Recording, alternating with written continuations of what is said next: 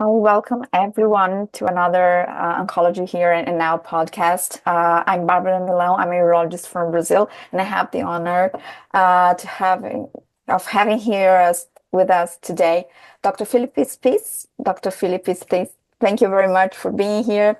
He's a urologist and assistant chief surgical services at the Moffitt Cancer Center. He's a full professor of oncology and urology at the University of South Florida Morsani College of Medicine. So thank you very much. And we're talking today about upper tract urothelial carcinoma, which is a rare disease, but also challenge. I always say that it's a multidisciplinary care. And last year, AUA and SUO just released a new guideline. So let's talk a little bit about it. I think I would start with the risk stratifications. So there was a new risk stratification for these patients that split the patients into high risk, the high grade patients, favorable and unfavorable, the low risk, which are the low risk patients, favorable and unfavorable, and it will help us to standardize approach management.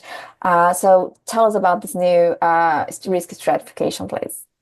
No, I think, Barbara, thanks for the invitation and to Onco Alert for participating in these session. I think upper tract disease, as you said, is a really important topic of discussion because much of our understanding of upper tract disease oftentimes is sort of really refocused to how we treat bladder cancer, but many of us know it's a different disease.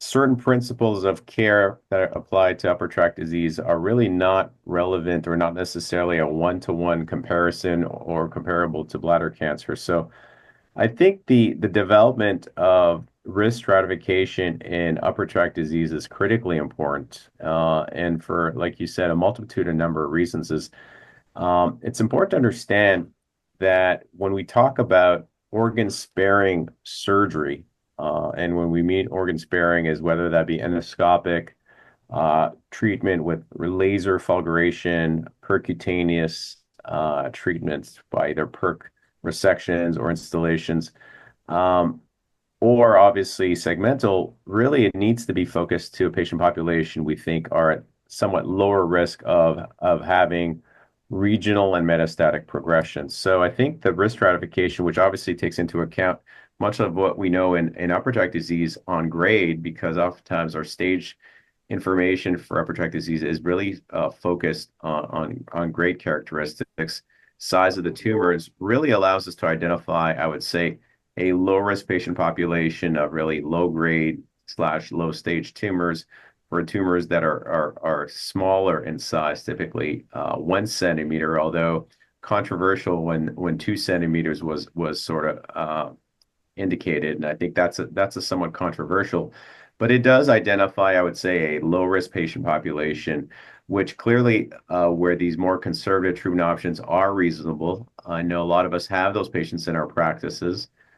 They take a lot of commitment to reassess and to re-uroscope or reevaluate with imaging, sequence with upper tract endoscopies with laser ablations. But it at least identifies a population where we know we're not necessarily going to be offering about high risk treatment progression in the near future.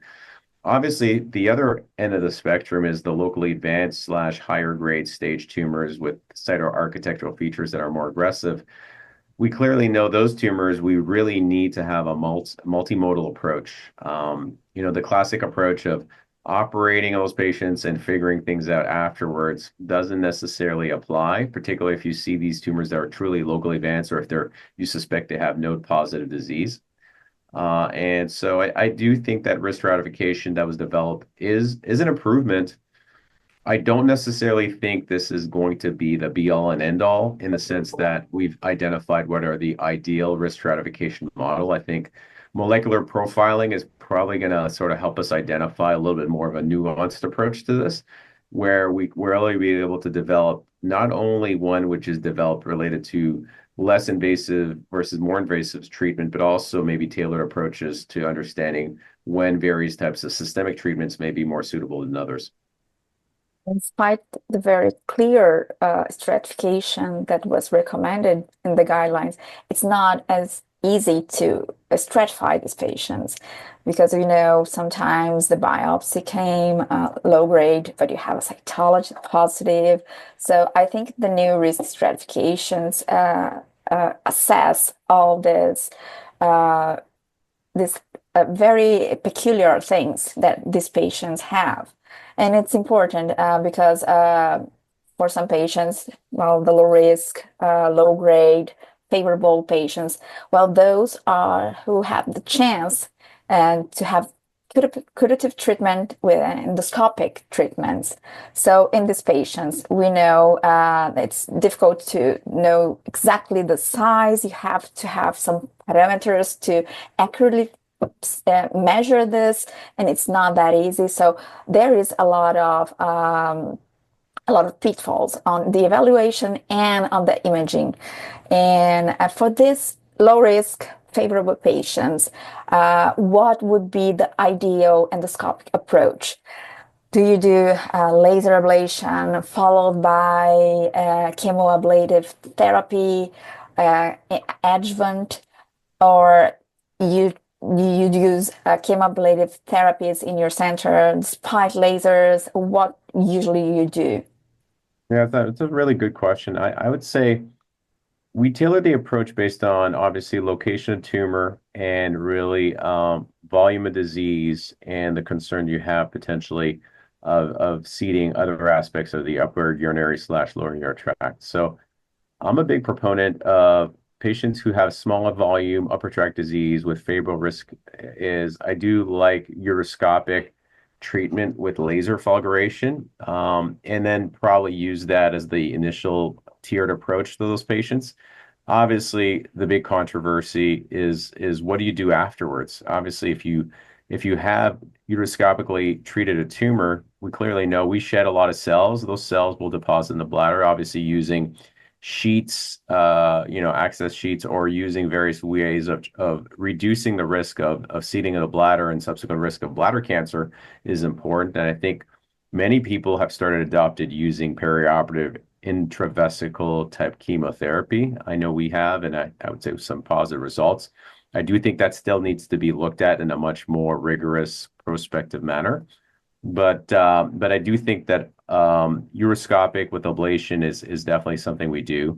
Now, for chemo installation therapy, I would say we're still challenged. Obviously, as we know, some new novel agents have allowed to have better dwell times by less, and thinking of things like are obviously mitogel uh, and gelmito. But I think the challenge there is I think real world experience with these agents has not been as good as what we saw in some of the earlier reports. And that's honestly been my experience as well. And secondary ureteral stricture risks have been something as well that unfortunately I've seen, particularly in patients who have solitary kidneys and a few of my patients, which have become a challenge to treat. So um, I don't necessarily think that I'm a strong proponent of these, even for low grade, low stage. It's also important to emphasize because I've seen patients who've been referred to me where these agents have been used for high grade disease. There is no good data to use this for either carcinoma in situ or high grade disease. This is really meant for low grade tumors. Obviously, with an index lesion and target lesion, you can target. I think there's some exciting things happening right now related to some new novel types of approaches. The TAR, I would say, platform is being looked at in upper tract disease, and I think that's going to be some exciting, hopefully, opportunities to treat and to have better dwell times in the upper tract. And then the percutaneous treatments, which I have done much like everybody else, and I'm sure all our audience has as well. The problem is the dwell time. Is it just simply is in very not really in contact with the urothelium of the upper tract for a significant period of time. I have had better experience with percutaneous versus using ureteral catheters in terms of just allowing it to be absorbed by the surface, particularly if it's a tumor in the renal pelvis. Those agents sometimes will stay there versus within the ureter where they sort of flush through fairly quickly. And there is always a discussion about the stent because upper tract disease can seed. So do you usually use it in all cases when you perform biopsies? How do you do? Yeah, that's a good question. I would say that anytime I do anything of significance in the upper inner tract, outside of just a uteroscopic assessment, if I dilate the ureter, if I do more than just a small biopsy, I typically will leave a stent. But I do share that same concern that you just mentioned is particularly when I've treated the tumor I'm concerned. Something I was emphasizing to my team this week is something we don't necessarily talk about, we should emphasize is once you've treated a tumor, I strongly encourage people to aspirate and to flush through the upper tract fairly extensively to make sure you get a lot of that cellular debris through. Obviously, we're shedding a lot of cells, and if we just put a stent and not worry about it, those cells are going to trick into the bladder, and some of those may implant, particularly as the urothelium has been sort of manipulated and may generate that trauma for implantation to happen. Good. That's the same in my practice. But when talking about the opposite side, so the high risk, high grade, unfavorable patients, those with multiple lesions, high grade lesions, positive cytology, sessile lesions, so these very unfavorable patients, these invasive disease. Uh, but we know that if you just perform, for those are the candidates for nephrorectomy, and we know that we just perform the surgery, about half of the patients will recur. So the you perform about the adjuvant or neoadjuvant chemotherapy. What do you prefer? Which patient would you select to do neoadjuvant chemotherapy? Because sometimes we're expecting invasive disease, but there are some pitfalls on the imaging for staging these patients. Yeah, no, it's an important question. Is obviously if you really look at it from a rigorous scientific methodology standpoint, we probably have better quality data for adjuvant treatment than we do for neoadjuvant based on the POUT study. So I always tell my team and colleagues that it really depends a little bit on the characteristics of that patient. If a patient has borderline renal function, if it's clear they have a locally advanced tumor, if you clearly have parenchymal invasion or you have node positivity, I'm a big proponent of giving neoadjuvant chemo to that patient specifically because obviously once that renal unit is removed, you've really significantly decreased the clearance that patient will have renally, and ultimately they may not be candidates for platinum-based chemotherapy anymore. And so, if I'm really, like you said, someone which is they have high-grade tumor, the volume does not look too extensive, they're potentially symptomatic. I think proceeding with a nephrectomy plus minus a regional lymph node dissection because I do think there's value in doing that for high-grade disease. And then really basing yourself on the pathology to determine ultimately if they should get adjuvant chemotherapy makes a lot of sense to me. So, and I think that's where the multidisciplinary conversation is important to have with medical oncology in those patients. They usually design by renal function, those who are going to neoadjuvant chemotherapy. Yeah, I think that's a big component of it, is really look at that and have a good understanding of where you think they're going to sort of go in terms of what their baseline renal function is going to be post nephrectomy. And that was the purpose of a paper we published with, and I give a lot of credit to Surena Mateen from MD Anderson. He raised this concept of us looking at this question using a multi-institutional data set over 2,200 patients. Was published yesterday. By the Yeah. way, congratulations. Great work. So tell us about it a little bit. Yeah, so really the focus of this collaborative was really to try to understand if we could predict long-term renal function in patients, understanding medical comorbidities, looking at things like diabetes, baseline renal function, hypertension, to try to understand if we could sort of have an understanding using some sort of, I would say, staging slash stratification model to help understand post-renal function, post radical nephrectomy, post-renal function. And I think it was actually fairly accurate. When you look at the performance of the model, it was about 75% or so. So not perfect, but better than just what we currently use clinically for sure. And interestingly enough, what we found in this paper that you mentioned that was published in BGY, and a lot of credit to my junior partner, Alice Yu at our institution, who asked that question. She asked, a question. She said, well, do we know that if you respond to chemotherapy and we base ourselves based on pathological downstaging, to T1 or less, what that means in terms of natural history of those patients. And so that data set was over 2,200 patients. About 370 patients had received neoadjuvant chemotherapy, and about less than 20, slightly above 25% of patients had a what we define as downstaging of their tumors, defined as PT1 or less. And of those responders, these patients had better progression-free and overall survival. So, yes, if you have downstaging of your tumor in upper tract disease, it means significantly more related to how they're going to do long term. Typically, 5-year overall survival rates of over 75%, versus if you didn't respond, typically the response rates or overall survival rates at 5 years were less than 50%. Great, great data. Well, thank you for sharing.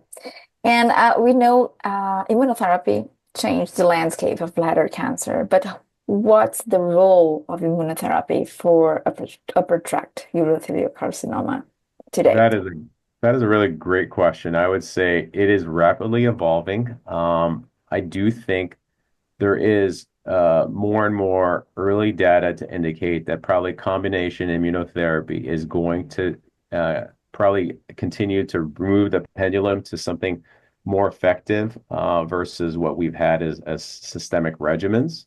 There's some good anecdotal data of some good responders to combination and of enfortumab and pembrolizumab, similar to what we see in bladder cancer. I think in patients who are not platinum candidates and clearly you feel are truly in quotation mark, because non-resectable, as we all know, is a relative term. But if you feel, unresectable in the sense of getting a true R0 resection, I think that those agents are definitely things to think about outside of clinical trials in which may be open at your institution. And really, where we've seen some fairly dramatic responses in these patients, such that potentially they may be rendered candidates for subsequent surgical resection with lower morbidity, or potentially, in some cases, be considered for either conservative and delayed surgery unless they become symptomatic. But I do think this is evolving, and I'm excited to see that there's a new I would say horizon for upper tract disease that's coming with immunotherapy. I think the biology seems to be different, right, from bladder cancer. It's just not the same. And unfortunately, the tumor is rare, so we don't have much patients enrolled in trials. So we so far don't understand so much if the response is the same. Probably it's not. The biology is different, right? Yeah, and I think, what I'm starting to see, and, Roger Lee at our institution has had an interest in this. We've collaborated on several projects now. We've been collecting ctDNA in upper tract disease now for about 3 years. We've done some with industry as part of some other collaboratives, but also there's a fairly strong ctDNA signal we're seeing in patients who have high-risk features. And also, if you're seeing some ctDNA signals in patients post-surgery, it's probably a preface to radiographic and clinical recurrence, probably about 6 months prior to seeing anything radiographically. So I think we're getting better tools to identify patients at high risk of progressing. And obviously, that's where the clinical trials are going to be critical for us to develop it in that disease space, where these are early enough recurrences that we feel we can change the biology and the natural history, versus obviously if they develop more extensive disease, the curability is definitely less optimistic for patients. Yeah. Well, my last question. After the nephroureterectomy in these patients, you talk about the recurrence in the bladder, and that's a great concern. We see it a lot in practice. So what should we do? You perform intravesical chemotherapy right after the surgery. Well, guidelines recommend it until 10 days after the surgery. So how do you do? Because this is important. Yeah, so it's always interesting, as part of this collaborative, we asked, high volume institutions across the states, did we give perioperative intravesical chemotherapy the same way? And honestly, of the 7 institutions, there were seven different ways we did it. I've always been a big proponent. I think probably the benefit is the greatest within the first 48 to 72 hours is what I likely feel. So I think you can do it one of two ways. Obviously, early control of the ureter when you're doing the nephrectomy with a hemalock or whatever type of ligation system below the tumor. But I think either giving it during the surgery when you're doing the nephrectomy component of the surgery or doing it in the first probably 24 to 48 hours is probably the best and most Do you effective do it means of in doing the it. OR? And so I personally like to give it the next day. Yes, that's the same. No, I do it the next day on the floor. So I like to I see do a during JP the creatinine. the stay in the hospital, but Yeah. not in the OR usually. Yeah, exactly. What we'll do is we'll send a JP creatinine the next postoperative day one. And if it's negative, then we'll give it, my team will give it that morning. Great. Well, thank you so much. I've learned so much from you today.